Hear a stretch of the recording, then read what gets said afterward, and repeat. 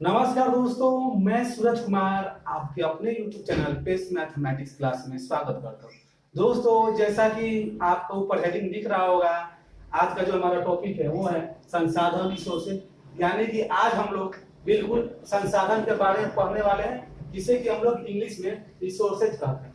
दोस्तों, संसाधन किसे कहते हैं? संसाधन, ये वर्ड देखिए इसमें लिखा हुआ सन प्लस साधन, यानी कि ऐसा साधन हमारे आसपास या प्रकृति में सारे वस्तुएं जो कि हमारे कार्य को आसान बनाते हैं और जिसको हम प्रयोग करते हैं और उसे यूज करने के लिए हमारे पास ज्ञात टेक्नोलॉजी है और सामाजिक और सांस्कृतिक रूप से वो मान है। यानी कि समाज में जैसे कि टेबल हर कोई यूज करता है, फैन, टीवी, पंखा हर कोई यूज करता है, वो क्या है? एक प्रकार का संसाधन है। संसाधन दोस्तों या तो पाया जाता है या फिर उसे बनाया जाता है। ठीक है दोस्तों, जो संसाधन पाया जाता है प्रकृति में, जो है प्रकृति के द्वारा मिलते हैं, उसे हम लोग प्राकृतिक संसाधन कहते हैं। यहाँ पर देख लीजिए, जो संसाधन है, संसाधन को दो वर्गों में बांटा गया है। ठीक है, प्राकृतिक संसाधन और मानवकृत संसाधन। ठीक है, तो जो प्राकृतिक संसाधन है इसे हम लोग नेचुरल रिसोर्सेज कहते हैं। ठीक है, और इसका एग्जाम्पल आपका हवा, जल, भूमि एवं पेड़ पौधे इत्यादि आ सकते हैं।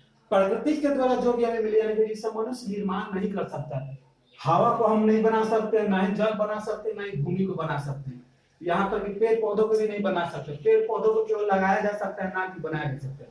तो इस प्रकार के संसाधन को हम लोग प्राकृतिक संसाधन कहते हैं। ठीक है, और जो दूसरा टाइप है, जो दूसरा भाग है इसका, मानवकृत संसाधन, जिसे आर्टिफिशियल या फिर कृत्रिम संसाधन भी कहा जाता है। इसे जो है मनुष्य अपने हाथों से बनाता है, जैसे कि भवन, सड़क, गाड़ी, ठीक है, फर्नीचर, पंखा, टीवी और मोबाइल, इतने जितने भी प्रयुक्त वस्तु हम लोग यूज करते हैं, वो सारे के सारे आपके मानवकृत संसाधन के अंतर्गत आता है। जैसे कि देखिए, प्रकृति से हमें पेड़ मिलता है और पेड़ से हमें लकड़ी मिलेगी और लकड़ी से हम लोग कुर्सी, टेबल, फर्नीचर के जितने भी सोफा, बेडशीट, पलंग जो भी हम लोग बनाते हैं। ठीक है, तो पहले हमारा क्या मेन सोर्स क्या है?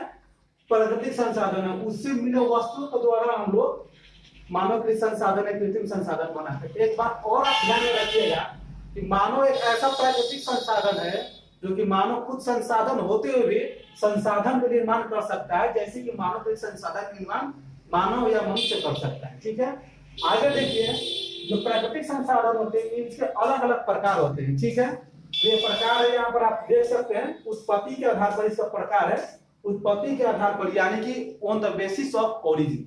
ठीक है, ओरिजिन यानी कि उत्पत्ति के आधार पर संसाधन को दो वर्गों में बांटा गया है। ठीक है, जो पहला है आपका जैव संसाधन है और दूसरा जो है अजैव संसाधन है। ठीक है, जो अजैव जैव संसाधन होता है, देखिए जैव का मतलब क्या है? जीवित पदार्थ, सजीव, यानी कि हमारा प्रकृति में पाए जाने वाले वैसे सारे संसाधन जो सजीव, जैसे कि पेड़ पौधा, मनुष्य, जीव जंतु, पशु पक्षी इत्यादि जितने भी सजीव होते हैं, वे सारे के सारे आपके जैव संसाधन के अंतर्गत आते हैं। यहाँ पर आपका एग्जाम्पल मैंने शॉर्टकट में लिखा हुआ कि सभी सजीव वस्तुएं, आप एग्जाम्पल अपने से खुद भी दे सकते हैं। ठीक है, ठीक है, जो दूसरा आता है हमारा वो है अजैव संसाधन। यानी कि अजैव संसाधन में इन सभी सजीव वस्तुओं को छोड़ दिया जाए तो क्या बच जाते हैं? बाकी के जो बच जाए वो सभी निर्जीव वस्तु होती है। यहाँ पर देखिए ऊपर प्राकृतिक संसाधन में हवा, जल, भूमि, पेड़ पौधे और पशु पक्षी भी होते हैं। ठीक है, तो ये सारे के सारे क्या होते हैं? आपके प्राकृतिक संसाधन। और उसमें से जो सजीव और छाड़ दे तो पेड़ क्या है? सजीव है, पशु पक्षी भी सजीव है। जब इन लोगों को हम छाड़ देते तो क्या बचता है? हवा, जल, भूमि, आकाश, वायु, ये सारे के सारे क्या है? मिट्टी, पत्थर, चट्टान, धातु, मेटल्स, लोहा, सोना, चांदी, ये सारे के सारे क्या है? निर्जीव और संसाधन के रूप में। सोना का जेवर बनता है, आभूषण बनता है, हम लोग उसे पहनते हैं। ठीक है, लोहा से गाड़ी बनती है, गाड़ी का सामान बनता है, और ऐसे ही इस प्रकार के बहुत सारे मेटल्स के क्या कहते हैं? संसाधन के द्वारा हम अपने कार्य को आसान बनाने के लिए हम लोग बनाते हैं वस्तु। ठीक है, इस प्रकार से तो हम लोग उत्पत्ति के आधार पर देख लिया। आप देखते हैं सेकेंड बेसिस, विकास के आधार पर, यानी कि on the basis of development, विकास के आधार पर संसाधन को चार वर्गों में बांटा गया है। ठीक है, संभावित संसाधन, देखिए नाम में लिखा है संभावित मतलब क्या? वैसा संसाधन जिसके पाने की संभावना पूर्णतः है लेकिन अभी तक उसे खोजा नहीं जा चुका है। ठीक है, उसका यूज नहीं हो रहा है। यानी कि देखिए केरल में थोरियम का भंडार है, हो भी सकता है। ठीक है, और उसको आप अभी उसके बारे में आपके पास जानकारी नहीं है, आप उसका यूज नहीं कर रहे हैं, तो इसलिए संभावित संसाधन होता है। गुजरात और राजस्थान में बहुत मात्रा में सौर ऊर्जा और पवन ऊर्जा का निर्माण किया जा सकता है, क्योंकि वहां पर खुला बहुत सारा स्थान है, वहां पर सौर ऊर्जा सन के लाइट से बनाया जा सकता है और पवन चलती वहां पर बहुत तेज से, ठीक है, क्योंकि खुले मैदान में हवा जो होती है तेज गति से चलती है, ठीक है, तो उससे पवन ऊर्जा का निर्माण किया जा सकता है वाइन मिल यानी कि पवन चक्की के द्वारा। लेकिन ना तो गुजरात में और ना ही राजस्थान में यहाँ पे इस प्रकार के संसाधन का उपयोग ऊर्जा बनाने के लिए किया जाता है, इसलिए इस प्रकार के संसाधन को हम लोग संभावित संसाधन कहते हैं, ठीक है। जो दूसरा विशेष है वो है विकसित संसाधन, यानी कि पूरा तरह से यह डेवलप हो चुका है, विकसित हो चुका है और इसका हम अपने वर्तमान जीवन में उपयोग करें, यानी कि वैसा संसाधन जो पूर्णतः विकसित है, उसके लिए ज्ञात टेक्नोलॉजी हमको ज्ञात है और उसका हम उपयोग वर्तमान जीवन में कर रहे हैं, इसलिए उसका उपयोग हम क्या कहेंगे, विकसित संसाधन। इस प्रकार के संसाधन को हम लोग कहेंगे, ठीक है। जैसे कि कोयला ज्ञात है हम लोगों को, इसका उपयोग हम लोग ईंधन बनाने में करते हैं, पेट्रोल गाड़ी चलाने में करते हैं, मोटरसाइकिल हो गया, तरह तरह के कार आते हैं, इन सबको चलाने में पेट्रोल का उपयोग किया जा रहा है, ठीक है। तो ये क्या है, विकसित संसाधन है, ठीक है। अब यहाँ पर देखेंगे जो भंडार लिखा हुआ है, भंडार संसाधन, यानी कुछ ऐसे संसाधन होते हैं जहां पर भंडार तो है लेकिन वहां पर टेक्नोलॉजी या कुछ आर्थिक रूप से कमियों के कारण उस प्रकार का संसाधन का उपयोग नहीं होता है। जैसे कि देखिए सबसे ज्यादा मात्रा में पेट्रोलियम का जो भंडार पाया जाता है वेनेजुएला नामक देश में पाया जाता है, लेकिन फिर भी वो देश गरीब है और उसके पास ज्ञात मतलब कि इतनी मतलब कि जो आर्थिक रूप से वो इतना कमजोर है तो उस पेट्रोलियम को बाहर निकाल कर नहीं बेच सकता है और अपने देश के विकास में नहीं लगा सकता है। लेकिन वहीं अगर बात करें तो सबसे ज्यादा जो पेट्रोलियम उत्पादन होता है वो होता है आपका सऊदी अरब में, ठीक है। सऊदी अरब में जो सबसे ज्यादा पेट्रोलियम उत्पादन होता है, ठीक है, क्योंकि वहां पर क्या है उतना धन है, आर्थिक सहायता है उसके पास, इसलिए वो क्या करता है, वो सबसे ज्यादा उत्पादक पेट्रोलियम में कौन सा देश है, तो सऊदी अरब है, ठीक है। और ज्ञात भंडार सबसे ज्यादा का है पेट्रोल का, तो वो जो है वेनेजुएला नाम के देश में, यानी भंडार होते हुए भी आप उसका प्रयोग नहीं कर पा रहे हैं, उस प्रकार के भंडार उस संसाधन को हम लोग भंडारित संसाधन कहते हैं।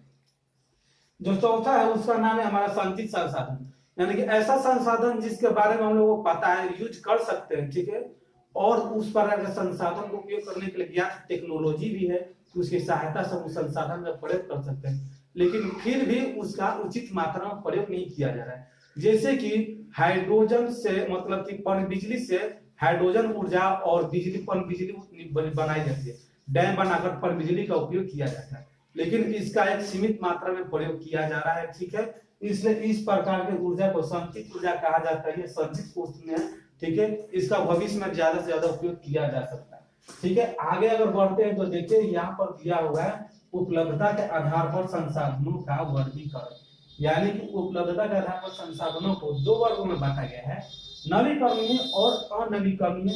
दिस इज यानी कि नवीकरणीय यानी कि रिसाइक्लेबल यानी कि पुनः रिसाइकल, यानी कि एक बार प्रयोग करने के बाद भौतिक रासायनिक या किसी अन्य विधि के द्वारा हम इसे दोबारा से प्राप्त कर सकते हैं और फिर से उपयोग में ला सकते हैं। जैसे कि सौर ऊर्जा को जब हम बैटरी से और सौर प्लेट पर लगा दें तो बैटरी जब चार्ज हो जाएगी तो उससे जो ऊर्जा हमको मिलती है, बिजली मिलती है, उसका हम प्रयोग कर लेते हैं और फिर पुनः दोबारा अगले दिन उसे फिर चार्ज में लगा देते हैं सोलर प्लेट को और दोबारा वह चार्ज होता है और ऐसे ही हम उसको चार्ज करके सौर ऊर्जा का प्रयोग कर सकते हैं। इसी तरह से पवन ऊर्जा से भी हम लोग बैटरी चार्ज करके उसका उपयोग कर सकते हैं। और जल से तो आपको बतेंगे कि यहाँ ठीक है कि जल जो होता है, जल से आपका क्या होगा, ये एक प्रकार का नवीकरणीय ऊर्जा है और ये क्या होता है संचित ऊर्जा को उदाहरण, इसका ज्यादा मात्रा में उपयोग नहीं हो रहा है, ठीक है। आगे देखिए जो अनवीकरणीय संसाधन है उसका नाम है आपका, इंग्लिश में इसका बोल सकते हैं नॉन रिसाइक्लेबल रिसोर्सेज, ठीक है।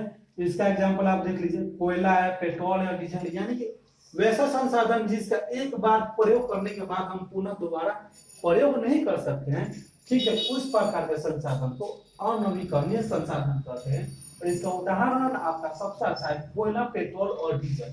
कोयला एक बार आप ईंधन के रूप में प्रयोग करने के बाद दोबारा पुनः यूज नहीं कर सकते हैं।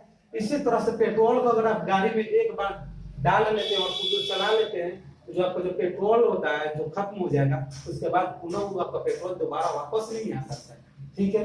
मोमबत्ती है, एक बार जला लेते हैं तो दोबारा वह जल नहीं सकता है, ठीक है।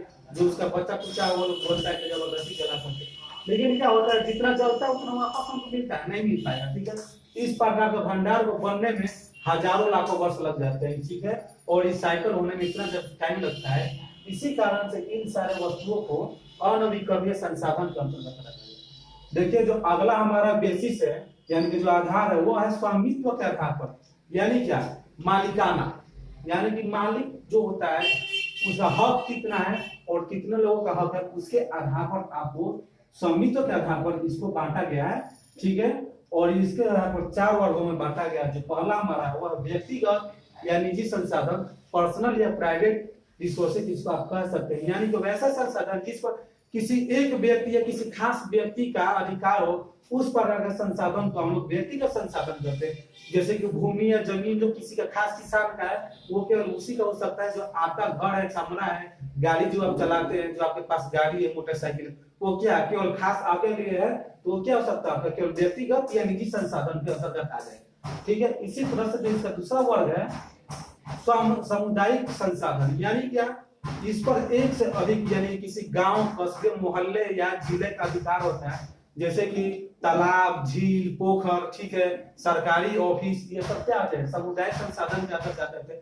अगर ग्रामीण इलाके में चले जाएं तो वहां पे आपको सामुदायिक भवन, सामुदायिक पंचायत भवन, सामुदायिक विद्यालय, सामुदायिक के नाम से आपको अनेक सारे चीजें आपको देखने को मिल जाएंगी। ठीक है, इस प्रकार के संसाधन को सामुदायिक संसाधन कहते हैं, जिस पर किसी गांव, कस्बे, किसी समुदाय का अधिकार हो। ठीक है, आगे देखिए, जो राष्ट्रीय संसाधन है, इस पर किसी गांव, कस्बे या किसी खास व्यक्ति का अधिकार न होकर पूरे राष्ट्र का अधिकार होता है। इस प्रकार के संसाधन को राष्ट्रीय संसाधन कहा जाता है।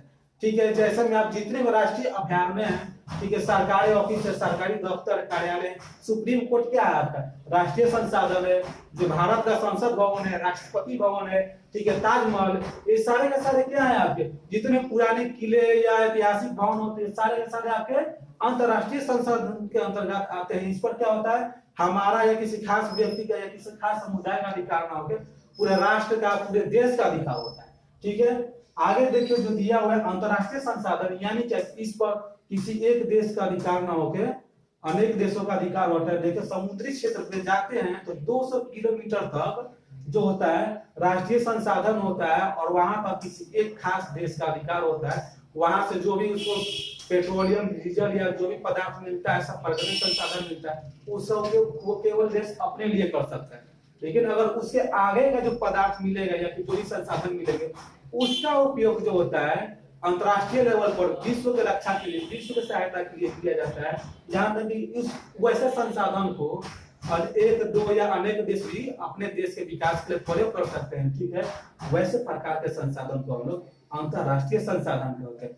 इस प्रकार से देखिए तो बच्चों, आप लोगों ने संसाधन जो भूगोल का पहला चैप्टर है संसाधन, इसका जो होता है लगभग आपने पूरा का पूरा रिवीजन कर लिया है। ठीक है, अगर इस चैप्टर से आपको किसी भी प्रकार का कोई भी प्रॉब्लम होता है या किसी कोई सवाल है, तो आप नीचे कमेंट बॉक्स में कमेंट कर सकते हैं, लिख सकते हैं। ठीक है, और आपके सवाल का आंसर दिया जाएगा। ठीक है, तो दोस्तों, आपको यह वीडियो कैसा लगा, वीडियो को आप लाइक कीजिए। ठीक है, और इस वीडियो को आप ज्यादा से ज्यादा अपने दोस्तों में शेयर कीजिए। और यदि आप इस चैनल पर नए हैं तो चैनल को सब्सक्राइब कीजिए, और अधिक से अधिक बच्चों को इसे सब्सक्राइब करने के बोले, ताकि हमें भी हौसला मिलता रहे ऐसे ही अच्छे और नए नए वीडियो बनाने के लिए, ताकि आपको पढ़ाई में अच्छे से मदद हो सके और आपको अच्छे और सही ढंग से और सटीक जानकारी दें। ठीक है, इसी के साथ दोस्तों चलते हैं। ठीक है, मिलेंगे नेक्स्ट वीडियो में। तब तक के लिए धन्यवाद दोस्तों, बहुत बहुत आप लोगों का धन्यवाद।